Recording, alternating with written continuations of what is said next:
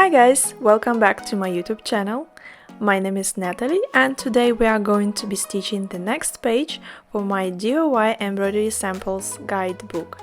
And it's all about blanket stitch, how to stitch, where to use and possible variations. For those who are new here, this is a new project I'm working on for my patrons. It's a book made completely from fabric. Each page is going to be a stitched sampler, for one stitch or a group of stitches. This is such a fun project. Each of you will make a unique soft book for yourself. The first page is already stitched and I have a video tutorial for that. It's outline stitches page and I'm giving away this page for free, so go ahead and download it on my website and practice those basic stitches. The link in the video description below. Okay, let's start stitching this page. I just ironed my fabric and I'm transferring my pattern using a light pad and heating erasable gel pens. You can use a ruler to make straight lines if needed. The page size is A5 and as you can see there is a lot of space around because I need some free fabric to be able to stretch it in the hoop later.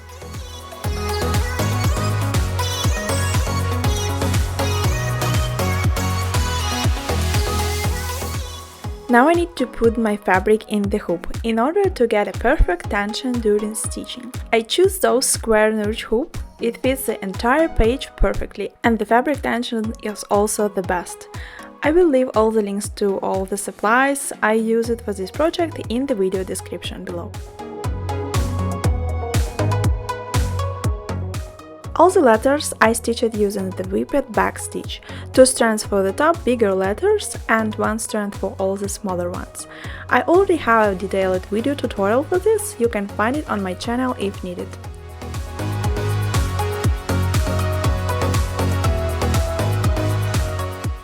I'm going to use 3 strands of floss now and we'll start stitching using the far away knot. If you don't know about this matter, please watch my first video tutorial for the Sampler Guide Book. I show and explain in detail there. So what I do, I basically leave this thread in the beginning to use it for finishing and hiding the ends without having a huge knots on the back side, because I want my pages to be flat. I like to start blanket stitch from one straight stitch, then put your needle down under the line and come up on the baseline. Take the working thread over the needle and pull through.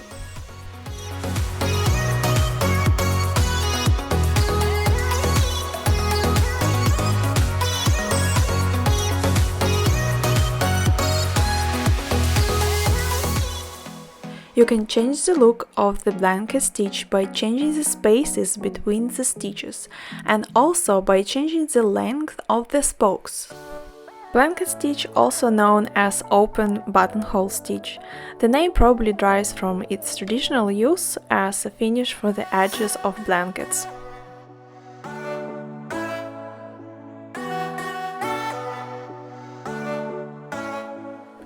I'm gonna use 2 strands of floss now and we'll start stitching from the loop. I just took 1 strand and put the 2 ends together, this way I have a loop in the end.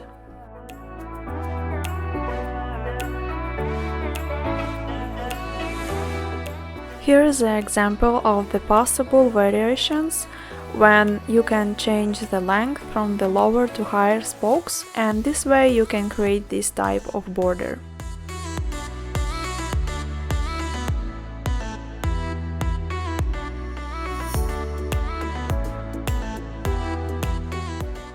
Now let's practice whipped blanket stitch.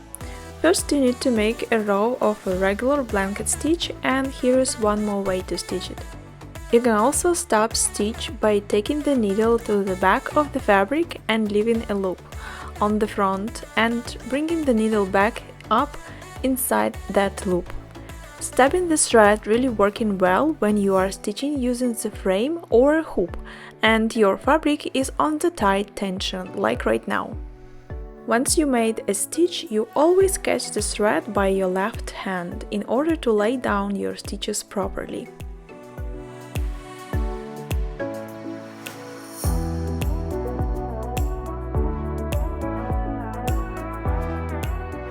To end the line of blanket stitch, you can just uncore the last stitch by taking your needle down just on the other side of it and pull through.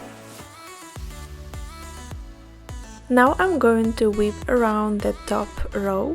You can use the same color of thread if you just want to get thicker row. I just like to use different color for whipping because it looks nice and fun. I'm coming up in the same hole where I finish it and go underneath each stitch from the main row. I'm not going through the fabric, I'm just going around the thread. You can use the needle with a blunt end if you want. This way you are not risking to split the thread or accidentally stitch through the fabric. And to end the whipped stitch, you just go through the same place where you started. And here are a few more variations for blanket stitch. Possibilities are endless.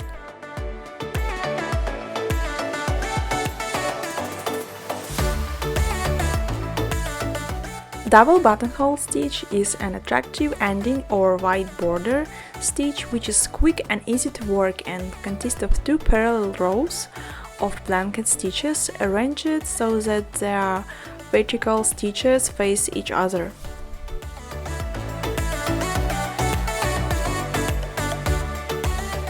And this is another way to make double buttonhole stitch.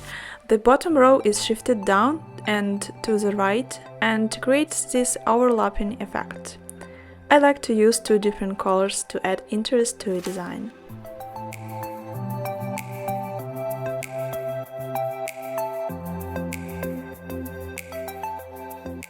Closed buttonhole stitch is a variation of ordinary buttonhole stitch. It can be used instead of blanket stitch to make an attractive ending for hems or work it in multiple rows to make a pretty wide border or filling. The difference is that you make spaces in between the stitches wider and shorter. Work each pair of vertical stitches into the same hole into the fabric so that they form a triangular shape.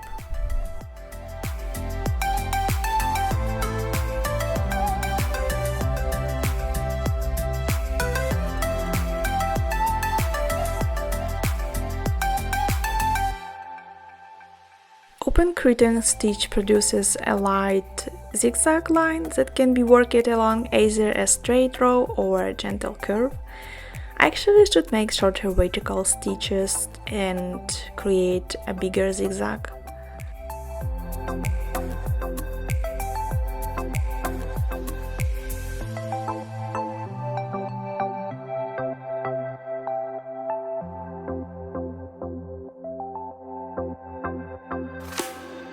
Up and down buttonhole creates a scalloped looking line of buttonhole stitches with two stitches tied together and locked down with a loop.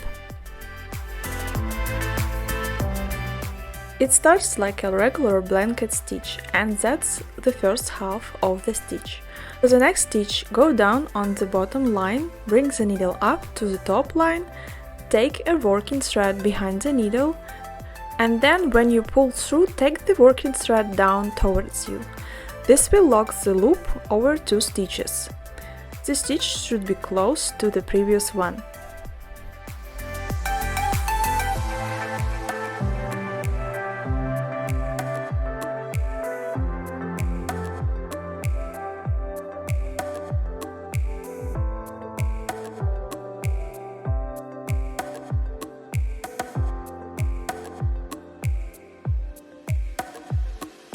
Blanket stitch can be used for some simple floral embroidery like this. To create this shape of flower petals, I use long and short vertical stitches. And I finish the stitch on the top of the petal and then start it again.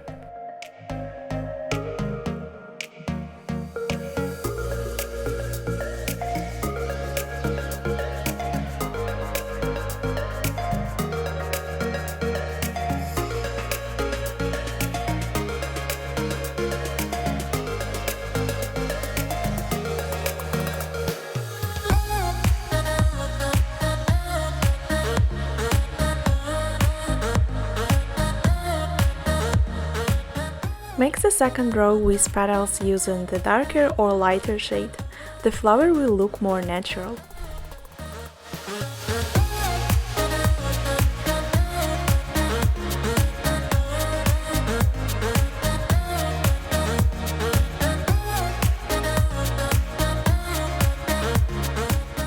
Three straight stitches can create veins for petals.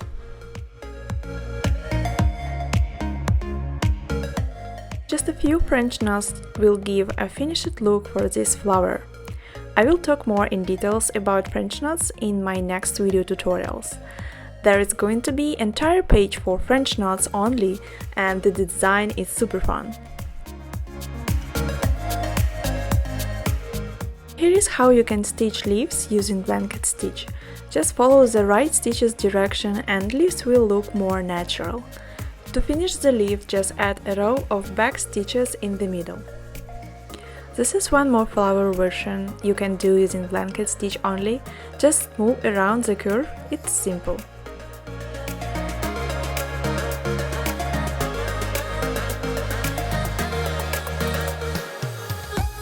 To finish the flower, I added a bunch of French knots, but you can fill it with satin stitch if you want.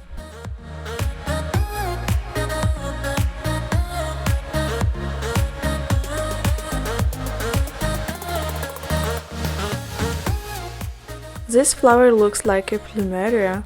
I decided to stitch it using whipped blanket stitch. It gives more volume for the borders, just like a real plumeria flower. You can make a vertical stitches even closer to fill the entire petal.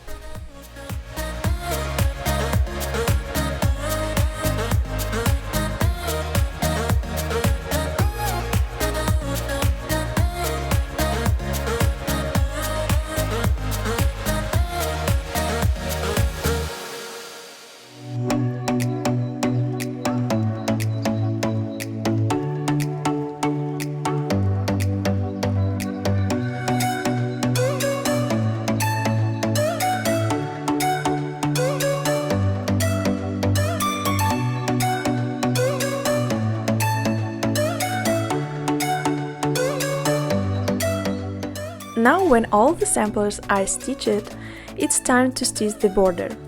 It's also a blanket stitch, just in different shape. The point is that each page of my Samplers Guide book has a cute border. And to create this border, I use the same stitches from this page for even more practicing. I like this gradient effect, which gives those varied threads.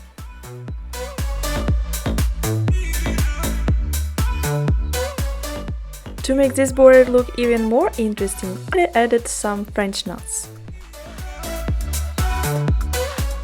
And that was my video tutorial for blanket stitch sampler page. If you like my videos, please hit the like button and subscribe to my YouTube channel. My next video tutorial is going to be all about French knots, and I will be also making tutorials for many other embroidery stitches. So if you don't want to miss them, just hit the bell to be notified every time I post new videos. And join on Patreon to get all the samplers patterns and maybe subscribe for my monthly embroidery kit. It's a perfect place to start learning embroidery if you are a beginner or intermediate stitcher. Definitely check out my Patreon page to see all the benefits you can get. That's it, thank you so much for watching and see you next time. Bye!